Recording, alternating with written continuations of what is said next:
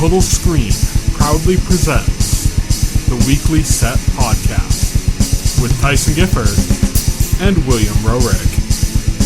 Episode 210, recorded June 15th, 2019. Hello, everybody, and welcome to The Weekly Set, the official podcast of the Total Screen. I am your host. My name is Tyson, and joining me today, as always, is my partner in crime here at the Total Screen, William Rohrig. Hello. So, today we are continuing our hard and labored search for the next Game of Thrones. This week, it's hard to categorize exactly what this is, because first week it was fantasy, second week it was sci-fi. This week it's kind of like somewhat maybe modern, possibly comic book adaptation, maybe? Let's say it shows that, I guess, like, there are high expectations. Yeah, these are kind of, like, the next 2 weeks, this week and the next week, it's kind of harder to categorize. Like, I'll just say right up that next week we're going to be doing kind of all the new Marvel shows and, like, the big Mark Millar slate at Netflix. So that's what we're doing next week. And this week we're kind of just doing all the, like, other loose stuff that didn't fit in the sci-fi or fantasy. But this might be my favorite of the weeks of the discussion. Just there's so many good shows in here. A lot of interesting, like, quasi horror adventure kind of type stuff. It looks really good. We're going to kick it right off with what might be the most anticipated show of these 4 weeks, and that's Watchmen coming to HBO. This is going to be based on the graphic novel by Alan Moore and Dave Gibbons. It's adapted by Damon Lindelof, the showrunner of Lost. He's going to be running this one. But what's interesting is that he's described this show as like a remix, is what he said. He also said one time that, like, if the original graphic novel is the Old Testament, then this is like the New Testament, which makes it sound like it's a sequel. Who knows? He's kind of been a little cagey about it, you know, like exactly what it is. But what we do know about it is it does take place either after the events or after, you know, with older versions of at least one of the characters. It's hard to say. It's hard to say because they could do, like, some crazy thing where, like, they're jumping around in time and crap. Like, we don't know. Well, both HBO and Lindelof aren't afraid of nonlinear storytelling, so. Yeah, exactly. They released the teaser trailer. It's safe to say, though, that this definitely isn't just the retelling of the comic book, because nothing in the teaser trailer is from the graphic novel. It feels very much like a sequel to me, like a years later sequel or decades later sequel. At least that's how the teaser trailer presents it, as a sequel. But with Lindelof, like, being cagey and not wanting to label it as a sequel, I feel like there's something else going on that they're holding back. So it's hard to say that this is a sequel because Lindelof, in interviews and stuff, won't commit to saying that. So he's been really cagey. So it really makes me think that they're holding something close to the chest, and that there's a twist here that we're not getting with this trailer. Lindelof is an interesting guy. So Lost, of course, was like all over the place, doing all sorts of weird stuff, and I absolutely love that show. And even people that hated the last season or hated the last episode and stuff, I still liked it all. Like it's still to me my favorite show of all time. So that right there makes me insta watch this. But he also did The Leftovers, and The Leftovers did some twists, like in the second season and in the third season in particular, but mostly in the second season there was like one twist that was just mind blowing. It was like, holy shit, like they just did like this crazy ass twist. And that makes me think, like, Lindelof is the kind of person that he doesn't just want to go, oh yeah, well, let's just dive into the character drama and stuff. He will do that. He will dive into the character drama, but, like, he'll say, what's something we can do that's just fucked up and out of left field? And he'll do that, you know, like, he'll be one of the people that will actually go through with that. Something that's crazy that people will find divisive and stuff, but he'll do it. And that makes me go, when he's being so cagey about if it's a sequel or a remake or what, you know, makes me think that this could be anything, you know, like, what we're seeing looks very much like a sequel, but that doesn't mean that that's all there is to it. Yeah, exactly. You think, like, HBO and Lindelof are going to give away the story in, like, one, like, 2-minute teaser Like, they're not. Not at all. Especially, you also have to consider that the Watchmen graphic novel itself kind of played with all sorts of stuff. Like, it explored, like, time periods from before the main cast was around, like a different kind of era of costume vigilantes. It also had this, like, whole pirate story that was, like, a person was reading this graphic novel about a pirate, and it paralleled kind of events in the present. What makes me think that this is going to jump around in time periods is the fact that Lindelof called it a remix. And so I think he's going to do is there's going to be the periods. There's going to be the past, and then there's going to be like the time period in which the Watchmen graphic novel takes place. And then there's going to be the future, and we're going to jump around randomly to these different settings. And I think that's what Lindelof means when he calls it a remix. There's still not a lot that we know about it, but there are a few things. So, one is that there seems to be some kind of a militia type group or a terrorist group of some kind. Inspired by Rorschach. Yeah, wear Rorschach masks. But they're like, if you've read the graphic novel, then Rorschach was kind of a right-wing nut job a little bit. Yeah. He was a bit of a lunatic, he died at the end because he wasn't willing to go along with what the rest of the group was doing, or basically what Ozymandias was doing and everybody else accepted, and he was not willing to. Well, and he knew there was no way he could stop it, so he basically was just like, whatever. Everybody else agreed to it because by that time Ozymandias had them beat, Yeah, and he refused to give up even at the cost of even knowing he wasn't going to be effective at stopping anything. Right, exactly. Like, he's just like, well then kill me, like that's the only way this ends or whatever. But the big twist at the very end of Watchmen was that he had written this journal of him investigating the events of what was happening and figuring out what happened. Through this whole time he had written this journal and he had dropped it off in the mailbox of this like right-wing like newspaper. Right, exactly. So presumably this militia group are people that are kind of right-wing people that have had this diary has been exposed. Maybe it took a while for it to be exposed because it's supposed to be like, decades later or something. So maybe it just never came out until more recently. Yeah, and maybe. Then kicked this group off and into action. And so they're kind of like honoring Rorschach with the masks, and they're doing their thing against polite society that's benefited from this tragic event in Watchmen. So that's kind of one of the main things we know about the series. The other thing is that the police officers themselves have either costumes or these like their regular police uniforms, but with these yellow masks over their face. And the implication there is that I've heard it discussed by a few people is that they might have taken inspiration from costume vigilantes in the sense that they can protect their identities and in doing so protect their families and stuff from retribution by disguising their faces as police officers. And that this might be some element of fallout of the kind of the end of the era of costume vigilantes that Watchmen was. Right. So there's that element. And then besides that, we've seen some of the cast, which is, this show has an insane cast. Regina King is going to be leading the cast. She's playing Angela Abrams. She was in The Leftovers and American Crime kind of at the same time. So she was kind of like making a big name for herself there. Another face that has popped up in that trailer, if you've seen it, that he has like kind of like the last moment in the trailer, is Don Johnson. Yeah, Don Johnson. From Miami Vice. Tim Blake Nelson from Breakable Kimmy Schmidt is playing a like police vigilante costume guy called Looking Glass. Tom Misen from Sleepy Hollow, he was like the main guy in that, is playing another police officer / costume vigilante. Louis Gossett Jr. is in this, and Jeremy Irons is playing Adrian Veidt, Ozymandias. Yes. Which is like great casting.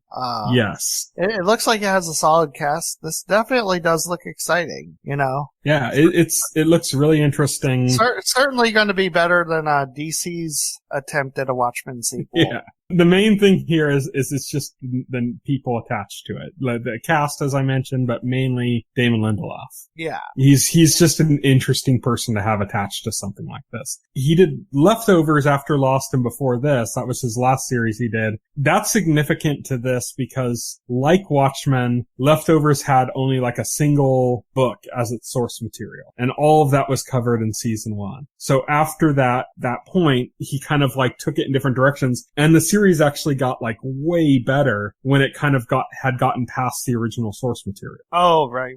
It got way better. It's like the source material kind of was able to set up stay as a background, and then he was able to kind of play around with ideas there when he got past that. And that's when it got really good. It's pretty crazy because for the longest time, Watchmen was considered one of those unfilmable things. Like, you just couldn't do it. Now we're getting our second adaptation. Yeah, exactly.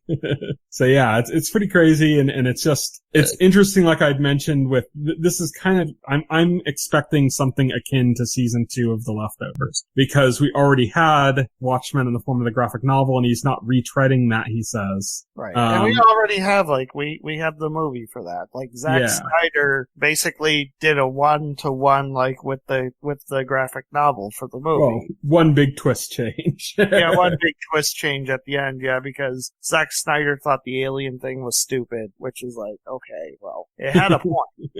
But yeah, it'll just be interesting to see what this show ends up becoming. But after The Leftovers, and especially after Lost, like I am all on board with Damon Lindelof on a high concept project like this, with beloved source material. That's why when I first heard about it, I thought if they're just doing another adaptation of the graphic novel, then I'm not interested, because that's already been done, and but it looks like he's doing something different, and it's easy. It's good to be wary of that too, because it's like, well, fuck, like, what are you doing? You're going into uncharted territory. But I saw the trailer, and I think that really put my mind at ease to be like, this could be something actually interesting. Yes. Next up is Wild Cards, which is coming to Hulu. This is actually 2 series in development. They haven't given the separate names from. There's, again, not a lot of information here. We don't have any cast members, anything. But it's basically, it's based on an anthology book series that's edited by George R.R. Martin. And I think he's written some of the stories too, right? He's written some of the stories, yeah. The idea was, I think George R.R. Martin developed the idea,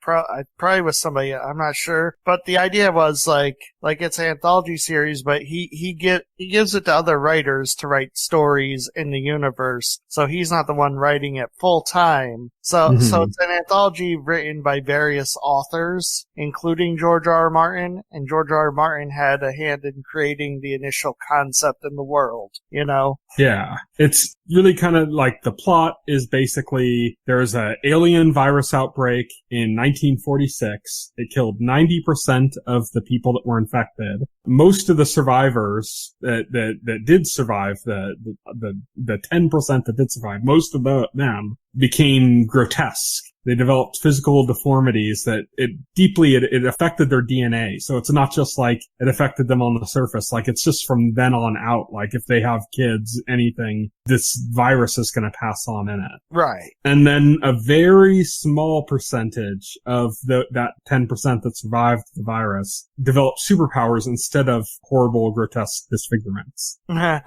And so even though this virus thing happened in 1946, the book series is like modern. It's like modern day. Right, because like, as you said, the virus is passed on through generations. It's not something that, right, because it's on a DNA level, it's just passed down to generations. Yeah. So that's pretty much it. The main thing, we don't really know too terribly much about it. Like I said, it's 2 separate series that are going to act as a combined universe. And both series are being adapted by Andrew Miller, who did The Secret Circle, which I'm not very familiar with. So this is like one of those things. It's just like, the concept's good, the source material and the person behind the source material is interesting. The whole idea of splitting it into 2 series, but keeping them as a combined universe is interesting. Mm-hmm. But we just don't know anything beyond that. Yeah, we don't. So yeah, that's a wait and see. We'll see what comes from that. Yeah, we will have to see. Next up is Raising Dion. This is coming to Netflix. It's based on the comic book by Dennis Liu, and it's being adapted by showrunner Carol Barbie, who has done an eclectic slate of things. Right now, she's been doing, I think, Unreal, which I think is like a Lifetime series, but it actually has some buzz behind it, even though it's a Lifetime series. But she was also on the writing staffs for Judging Amy and Jericho. Two very different. Jericho is this great, like, post-apocalyptic series about, like, a nuclear disaster thing, like a terrorist plot thing. It was a really good series. Judging Amy is, like, about this mother who's a judge. But it was, like, a good series, too. And so Carol Barbie is going to be like an interesting person to handle this kind of project. Because what this is about is it's basically a widow. She's raising a child on her own. The child begins developing superpowers. Her husband, who died, was like a scientist. And it seems like he might, have been maybe superpowered himself. There's kind of like hints of that, I guess. And her husband's best friend is kind of like helping the mother, like, keep everything a secret and helping to, find out what this kid's powers are and how he can control them and stuff. And it's basically the idea is like she has to not only, as a mother, she has to not only raise him like a single mother would and those struggles, but she also has to help him develop as a good person, which is interesting if you've heard or seen like Breitbart, which is like this parody of Superman. That's basically Breitbart. Like a very dark, I said Breitbart, I think. It's just a conservative magazine. Brightburn, which is basically, it's like a retelling of Superman if Superman became evil. Yeah. Became a creepy kid. Or Superman was a sociopath. Yes. Yeah. Who just had all this power and just thought of everybody beneath him as like ants and just didn't care. But yeah, the idea, and it's expressed, there's a trailer for this, but it's not for the show itself. It's a trailer for the comic book. And it kind of expresses that idea of like, there's moments where you see the kid like acting kind of a little sociopathic, but that's also like kids, like they say you can't diagnose kids as sociopaths because like all of them would register as sociopaths because they're just kind of greedy. And like when you're at that age, you haven't really developed your own moral compass. But then they show like, the clip of like the best friend taking care of the kid, he introduces him to superhero comics and to like basically as a way to teach him like, to help teach him morality to see, like responsibility. This is what the good guys do, Yeah. So I think the most interesting thing about this whole project, I mean, the concept's interesting and it's one of those things where it could be done really well or could be done like really cheesy and bad. Right. It's a good concept. It is. I really like the premise. But the big thing is the name attached, which is Michael B. Jordan. Yeah. He's going to be playing Mark Reese, who is the deceased husband. So he's probably have limited screen time. But Michael B. Jordan is a huge get for something like this, which kind of leads to, like this is probably something good because he's not going to want to attach his name to something, that's like not that great of an idea or something. So it's also a Netflix series. Netflix has been kind of doing a good job recently. So yeah, those are strong points in its favor. Jason Ritter is going to be playing Mark Reese, Michael B. Jordan's character's friend that we've mentioned. He was in The Event, one of the really bad cheesy Lost ripoffs, but he's also played like kind of smaller roles in tons of things. Like he's just all over the place. And he's the son of Three's Company guy. I can't think of his name. John Ritter? Yeah, he's John Ritter's son. Oh, okay. So unlike Jessica Jones, who is not related to, even though her last name is Ritter, she's not related to John Ritter. Jason Ritter is the son of John Ritter. Right. Oh yeah, I knew that. So he looks a little bit like him too. You can see it a little bit in him, but those are kind of interesting names attached, but mainly it's Michael B. Jordan's involvement that has me interested. So yeah, and like I said, the showrunner's got like the right eclectic balance of shows she's been involved in to make it sound like she has the right grasp for this material. Because she's worked on something kind of post-apocalyptic, which means she's used to genre stuff. That's the comic book side of it. But she's also done things like Judging Amy, which is a good family show, that deals with like complex issues in families and raising kids and things like that. So that's put those kind of together and some of her other slate together and it just kind of, it's the right balance for this kind of show. So we'll just have to see what it turns into. But right now there's not a lot more than what we've just mentioned. That's a kind of trend for a lot of the shows we're talking about here. A lot of the shows, there isn't a lot of information. There isn't a lot of information, yeah. There's just There's just what promising concepts and big names attached. Yeah, exactly. And speaking of big names attached, the next thing we're going to be talking about here is another HBO show. This is Lovecraft Country, based on the novel by Matt Ruff, produced by Jordan Peele. Yeah, this is produced by Jordan Peele and J.J. Abrams. Yes. Talk about a powerhouse combo. The showrunner is Misha Green, who's worked before on Underground. That was that series about the Underground Railroad that was on, I think, WGN. Yes. And she's also worked on Heroes and Sons of Anarchy. All right. So another eclectic slate of shows. So a few good people attached to this, you know. Mainly, I'd say Michael Kenneth Williams is in this series. He's playing the father, Montrose Freeman. I should describe the basic plot, which is it's about a black man. He's traveling 1950s Jim Crow America with one of his friends and also his uncle. And he's trying to find his missing father. And along the way, he's facing really bad racism because, like I said, this is 1950s Jim Crow America. But he's also coming across kind of Lovecraftian conspiracies and monsters. I think you have those in the opposite order. You have those in the wrong order of horrific. So it should be from Lovecraftian monsters and then like the racism, because the racism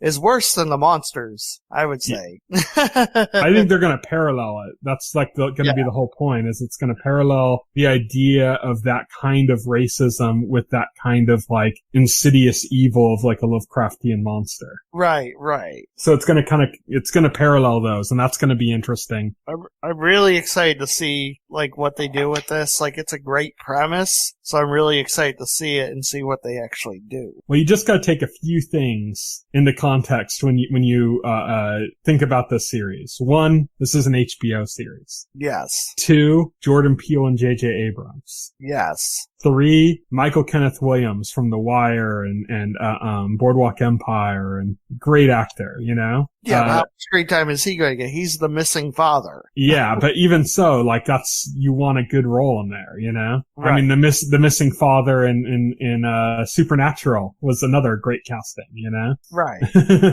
Even if it's not in there that often, you want like a real iconic performer attached. It's the same thing like we said with the last one. We were talking about Raising Dion. Michael B. Jordan's hardly going to be in it, but he's a great person to have be hardly in it, you know? Right. Somebody who will make an impact with every moment he's on screen. 4, you have the whole like 1950s Jim Crow racism in America, which is an interesting set piece. Like I said, it's a great premise. And 5, Lovecraft. Yeah. You put all that together, and that's fascinating. It's like, we'll have to see what we get from that. Next up, we have an AMC series, which is actually kind of similar. It's called The Ballad of Black Tom. This is based on the novella by Victor Laval, who is also going to be acting as showrunner for this series. Similar to, like, The Chilling Adventures of Sabrina, which is run by the showrunner is also the creator of the comic book. Again, it sounds like a good premise. I wish that there was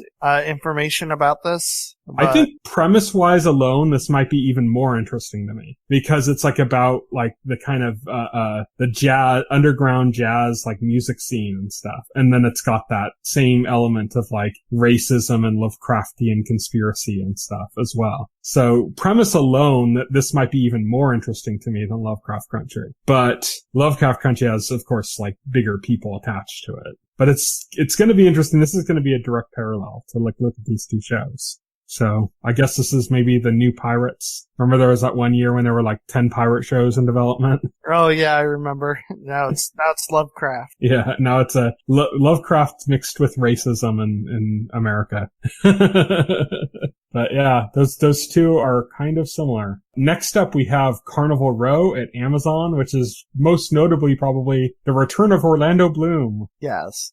They had a brief teaser. It looked kind of dumb. I don't know. Cara Delevingne looks kind of stupid with her, like, fairy wings. The showrunner, though, is Renee Echevarria, who did, like, the 4400, which was it was a good show. It was a show that, like, it was one of those kind of shows where as you watch it, you're like, I guess this is okay, but then as you continue to watch it, you're like, wow, this is a lot better than I thought it was going to be. Mm-hmm. So that kind of stuff makes me interested. What also makes me interested is that this was heavily pursued before it got picked up by Amazon and turned into a TV series. This was heavily pursued by both Guillermo del Toro and Neil Jordan, which says something about the source material. Right. So, the concept is kind of somewhat interesting. It's mythical refugees in a city. They become, we've seen this kind of thing, I guess, before. I mean, what was that one Will Smith movie on Netflix that, you know? Oh, I forget. Something Bright, I think. Yeah, like that kind of has like, it kind of strikes elements of that, I guess. But this kind of seems to be, from the trailer at least, has almost like a steampunkish kind of Victorian vibe to it. So I was trying to look up and I really couldn't find much information about the period, the setting it takes place in and that kind of stuff. Like, I don't know if it's necessarily like they're mythical refugees in like America or if they're mythical refugees in like a fantasy land that is more like populated by humans, or I don't really know. Well, there's not much to go on. That's like a lot of shows on this list, there's just not much to go on. The teaser that they posted is like 2 seconds long and literally only shows Orlando Bloom and Cara Delevingne and like literally nothing else. It's the TV show version of a cinematic trailer for a game at E3. Yes. In that none of this is going to actually be in the game or the show in this case, right, you know? Right.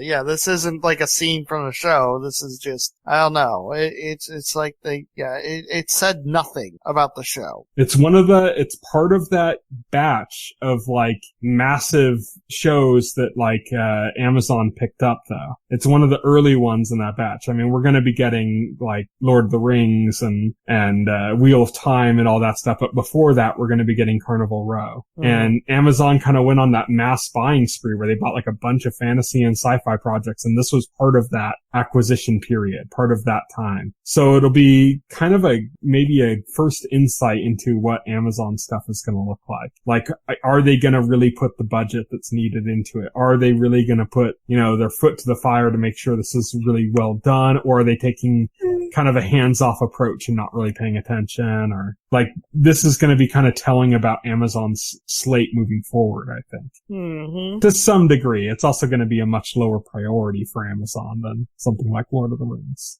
Though it does have an actor from Lord of the Rings in it.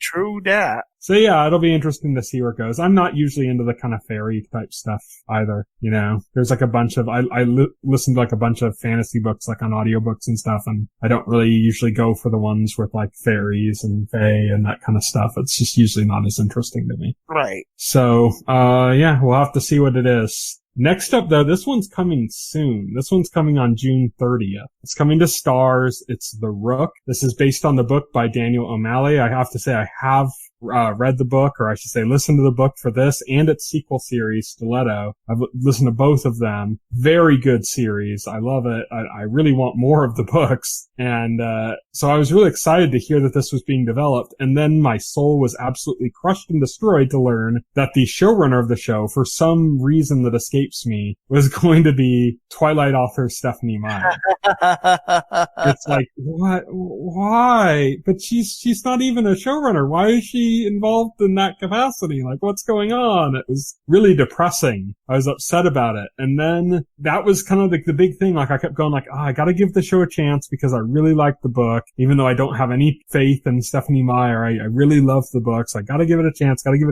Found out recently that Stephenie Meyer actually left very early in the production. And this is one of those few cases in which a showrunner leaving a project is a good sign.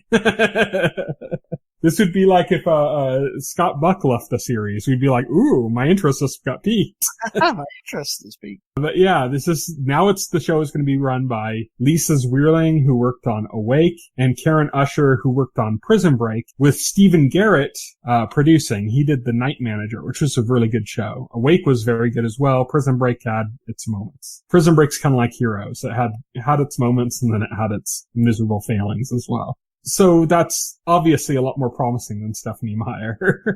I can basically describe this show. I put down a brief description. It follows a woman who she has amnesia at the beginning of the book, or the series, I should say. She discovers, she gets like a message from herself before she had amnesia, saying that she knew she was going to have amnesia, so it's leaving information behind for her. And it's kind of treated like a death, because it's not memories that will ever be recovered. Like her memories, her personality, everything that kind of developed her as who she is gone forever. It's completely gone. It's never going to come back. There's never even hinted at the possibility that it's coming back. It's gone. And so it's treated like a death. Like she died and this new person is going to be in her body. And that's the person, her old self who's leaving these messages to her is leaving them in that context of like, I'm doing this to help you because it doesn't matter to me anymore. I'm already dead, you know? And you're like the new resident of this body, a new fresh start in this body, and reveals to her that she works for this secret government agency and they deal with supernatural entities, and the people in the agency themselves are also all supernatural entities, including her. And so she has amnesia. She finds herself in this world, and there's kind of like, it's kind of got like an espionage kind of plot going on where she doesn't know who she can trust and what's going on, but it's also with supernatural elements. So it's pretty interesting. They go into some interesting places, and in the second book in particular, they completely go like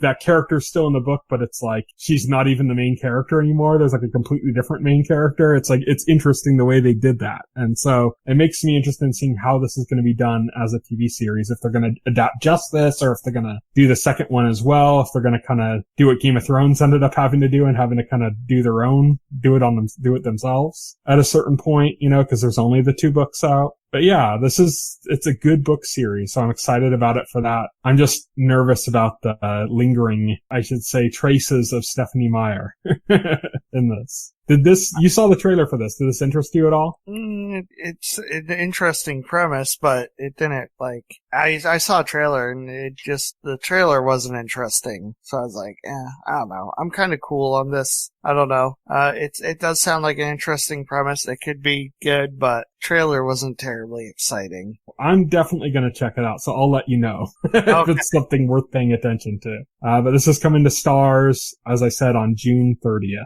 Few decent people in the cast here, interesting or good, I should say. Olivia Munn, some people might think that's not good. She's from, X-Men Apocalypse, of course, is her last big movie. She's gonna be in this. The role that she's in, they're kind of like putting a lot of attention on her because she's a bigger name, but it's a pretty small role in the book. So I wonder if they're expanding it or if it's just gonna stay a pretty small role in the book. But also, James Darcy's in this. Did you notice that? Yeah, I noticed. Olivia Munn is in this. Yeah. Olivia Munn, like I just said, like she's a pretty small role in the book. So I'm be interested to see what she ends up being in the show. Olivia Munn in a small role. What a shock. So that'll be interesting to see. I just want to see how everything comes together, if they ruin it or not. Right.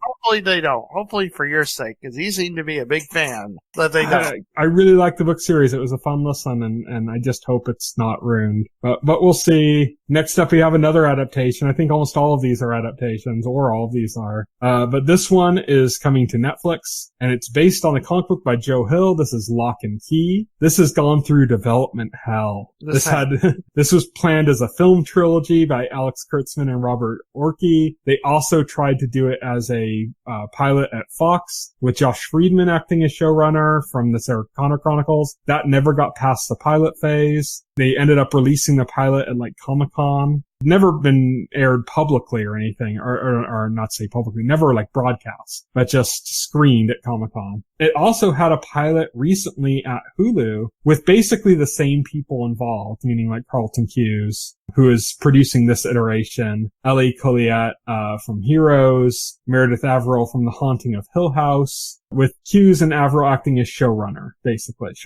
Cuse from Lost, of course. This is the same group basically that did the pilot at Hulu that Hulu didn't pick up, but they're starting from scratch, starting completely over for the Netflix one. They're not using the same cast except for, I guess, one of the actors they're keeping on, and everybody else they're starting fresh.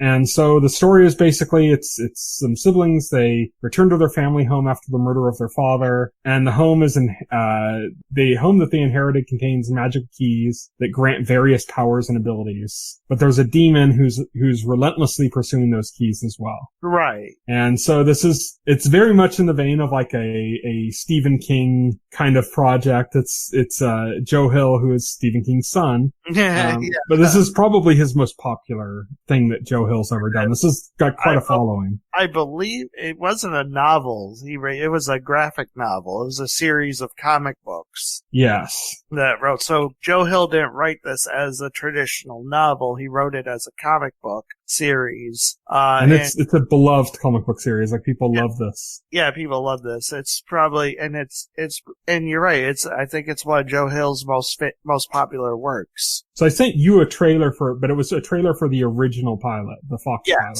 Yes. And you could see the potential already in the pilot. The pilot trailer was good at surprisingly dated. It didn't seem like it was that long ago.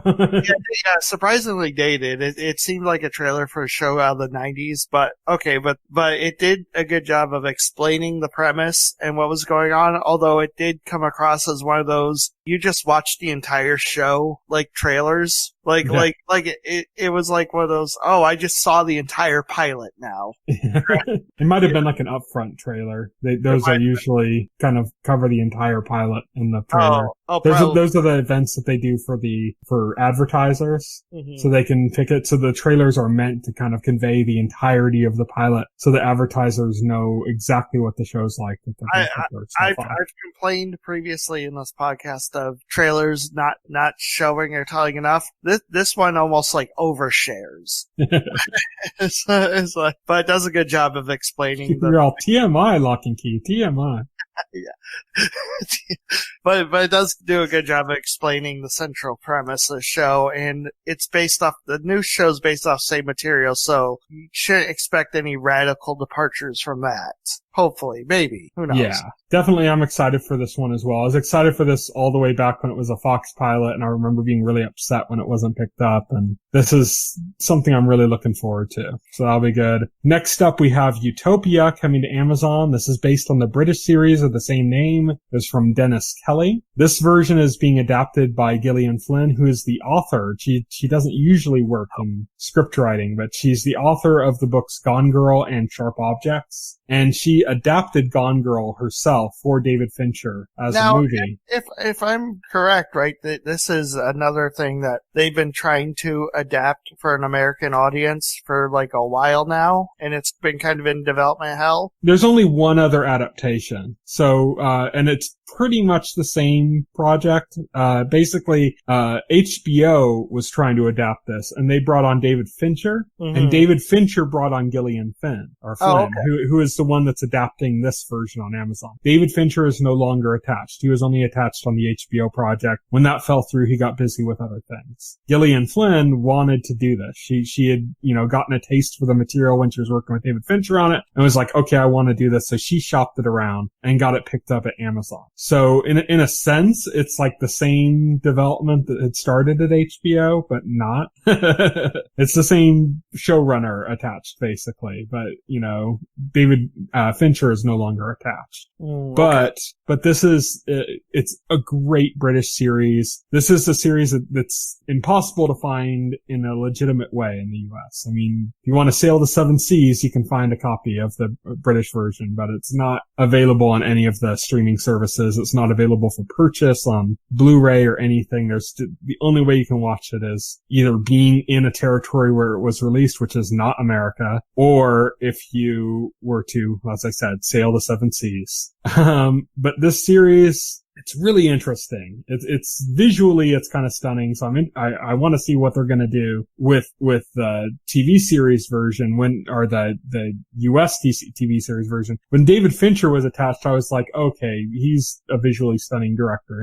He might even put the original to shame, with what he'll do. But now that he's not attached, I'm wondering how they're going to do this. If they're going to be more grounded, or if they're going to kind of keep up the kind of real bright aesthetic that the original had. But the story is basically, it's a group of people that chat online about comic books, and they specifically talk about this one comic book that's considered kind of like the holy grail of the underground comic book world. It's this comic book written by this mad scientist who killed himself, and it's like this crazy comic book that's mostly like in myth. Like there's a manuscript, but it's never been published. So nobody's seen it. You know, people have just heard about it. It's like there's myths about it, legends about it. People talk about it. And so this group, they're all in this like online group that talks about this, and they gather to have like a meeting. And one of them, who turns out to be like this young kid, he's actually acquired the manuscript. They don't know this when they're originally going to meet up, but they find this out and they're like, oh, they're so excited about it. But then you find out that there's a reason this manuscript is so elusive, and that's because there's this shady organization that's been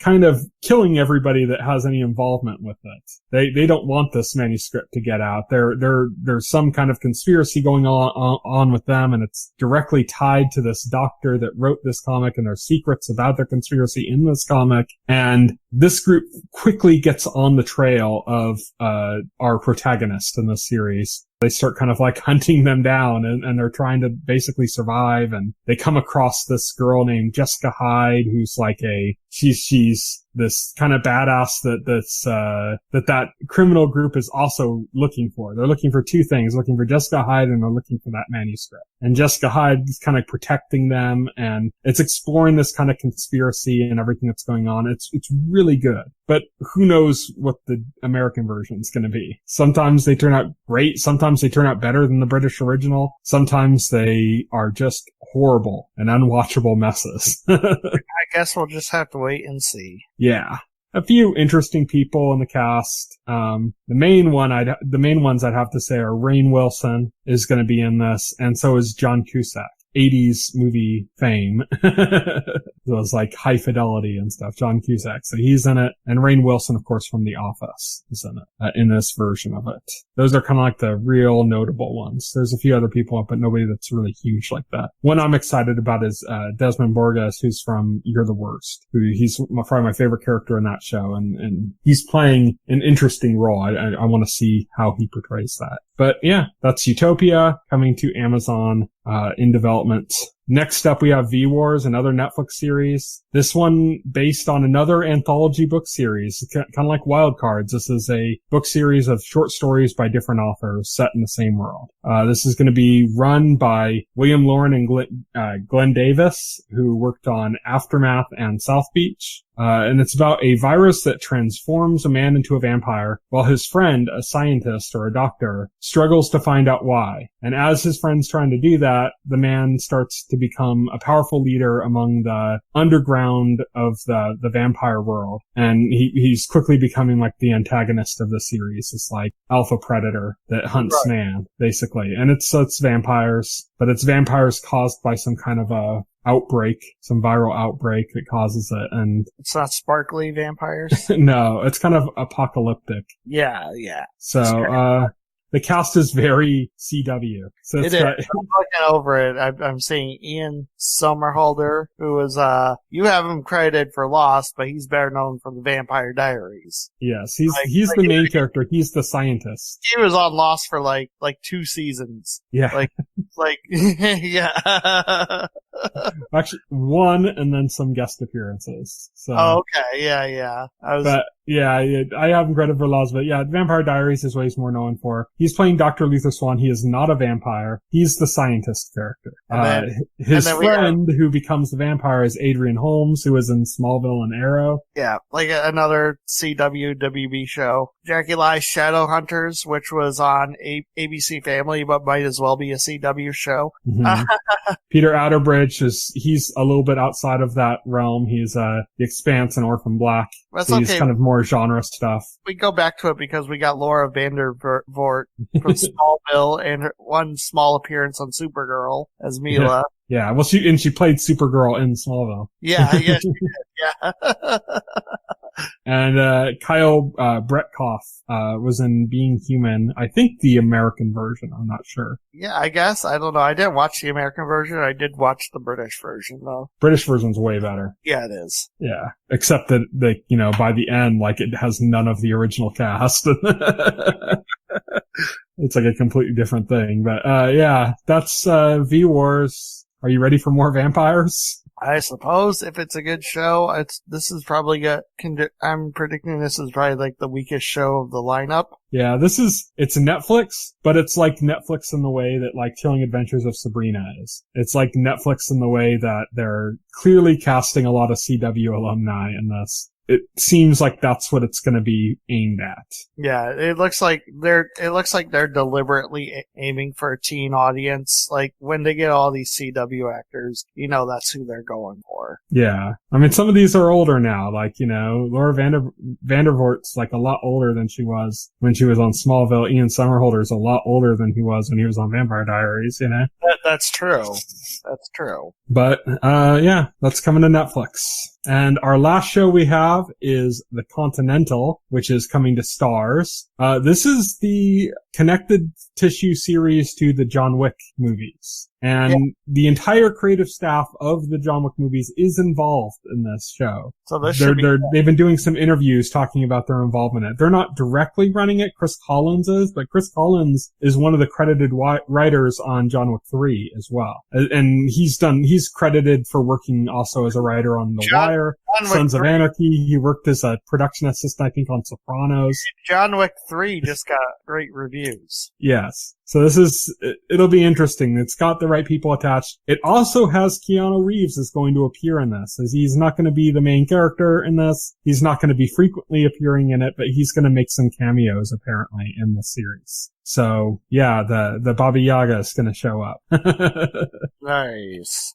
You're going to see him show up as his character from Cyberpunk 2077. You're breathtaking. No, you're breathtaking. You're all breathtaking. Yes. Yes. So, like I said, the entire original team is involved, including Keanu Reeves, who's not just going to be in it, but he's also executive producing the series. I remember, reading rumors before E3. One rumor, literally said John Wick is going to be in Cyberpunk. That's literally what I said. I was like, oh, okay. Keanu Reeves, John Wick now, apparently. Yeah. It's interesting to see what they're going to do with this. The Continental, if you aren't familiar with John Wick is like this kind of the story about this assassin, but it's really like high concept, like kind of a little bit magic realism. It's a little bit unrealistic. It's like there's this whole secret society underneath New York and different people involved in this whole criminal underground. And there's all these there's a lot of mythos and lore going on in the background. It makes it kind of fascinating. But the Continental is this hotel that criminals can stay at. They can get their needs met, meaning they can get information or weapons and things like that there. But there's a very strict, no business on Continental property, rule. And if you do that, you're excommunicado and they'll hunt you down. They'll put a warrant on you and so that people will come and hunt you down and murder you to claim money if you kill somebody on the Continental property. So it's kind of like a neutral ground area. And it's a huge part of the mythos and lore of the series is tied up in this hotel, the Continental. In the movies, the Continental Hotel in New York is run by Ian McShane's character, who he says he's not going to be in the series. It was originally a report that he and Keanu were both going to be in it, but he says he's not going to be in it. But who knows? He might have been confused. We don't know. He's a busy guy. Yeah. He's a busy guy. It also has the guy who played. God, I can't think of his name. I should have written it down. The guy who played Abaddon in Lost. He's in the John Wick movies as well. He works at the hotel. He's kind of like the go-to guy at the Continental. They haven't announced whether he's involved in it or not, but I can't imagine that they could really do the Continental justice without him, because he's kind of where Ian McShane's character is kind of in the background as the owner of this hotel, or as the operator of the hotel. That character is front and center all the time at the hotel. He's the guy that greets you when you come in, So they gotta have him, I'm imagining. again, we don't have a lot of information on the show. They have said that it's going to have a lot of crazy action, just like the movies does, that it's going to kind of redefine what we expect from a TV series as far as action goes, in the same way that John Wick kind of did for movies. It's also going to follow an original character that wasn't in any of the movies, and it's going to be kind of the origin story of that character. That's what this series is going to be. Okay, that's pretty cool. So yeah, it's in the same world as John Wick, and John Wick's going to be in it, but it's not John Wick. Right. But it's interesting. I'm looking forward to that.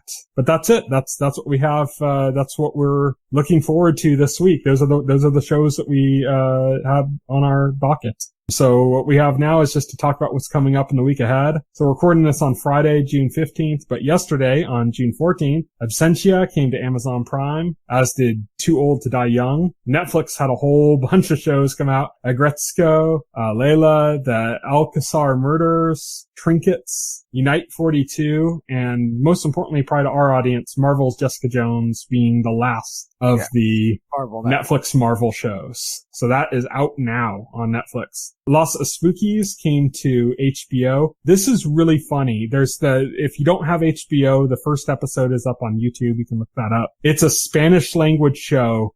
Fred Armisen produces the show. He's in it as well, but he's not like a lead. He's like the uncle of one of the leads. And basically it's this group of people that they did this like really horror themed quinceañera party for like one of the characters' like sisters. And it was really impressive. And from that, they kind of decided, him and his friends that did all that stuff decided to like basically start a business doing spooky stuff, like doing like, haunted house type stuff or promotional stuff involving like, horror stuff. Sure. So it's kind of about that, but it's a comedy. It's really funny. It's got really interesting characters that are funny and what you kind of expect from a Fred Armisen created series. It kind of has that kind of vibe to it. So yeah, it's really good. Also, Jet came to Cinemax. So today on June 15th, All That is returning to Nickelodeon with a new cast. Frankie Drake Mysteries is coming to Ovation. Tomorrow, Sunday, June 16th, City on a Hill comes to Showtime. Endeavor to PBS. Jamestown to PBS. Euphoria to HBO. That's what Zendaya from Spider-Man Homecoming is in that series. Based on, I think it's based on like a YA novel. And Instinct is coming to CBS. Then on Monday, June 17th, Grand Hotel to ABC. A Das Boot miniseries is coming to Hulu. That's kind of out of left field. The Missing is coming to Netflix. It already had 2 seasons on Stars. It's a British series, and the 3rd season was picked up by Netflix. Huh. So it's kind of an anthology series. There are some characters that cross over between them, but it's basically each season is about like a child or something that goes missing, and then kind of like all the drama around it and the,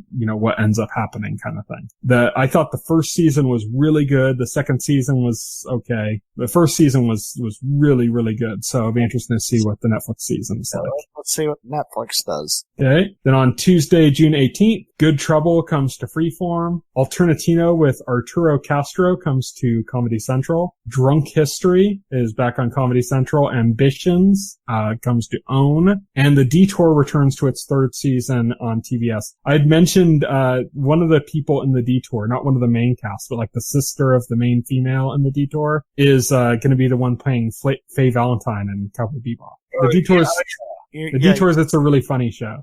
Wednesday, June 19th, Yellowstone returns to Paramount. Thursday, June 20th, Reef Break comes to ABC. Rosehaven to Sundance. Riveria to Sundance Now. The Wolf's Call to Netflix. And lastly, on Friday, June 21st, Dark returns for its 2nd season on Netflix. Mr. Glacius debuts on Netflix. Ad Vitam comes to Netflix. Boulevard to Netflix. And then Amazon Prime is getting Tokyo Alice and Final Life. So that's a lot. A lot of stuff coming out in this next week. Odd that we're in summer and we have this many shows premiering in a week. This is the new way. Next week, we're going to be talking about more upcoming shows that just might be the next Game of Thrones. As I'd mentioned at the beginning of the podcast, we're going to be talking about the upcoming Marvel slate, all the stuff coming to Disney Plus as well as the stuff coming to Hulu. And we're also going to be talking about the Millar World slate, the Mark Millar series coming to Netflix. There's like, I think 5 shows in development at Netflix just from his works, which is crazy.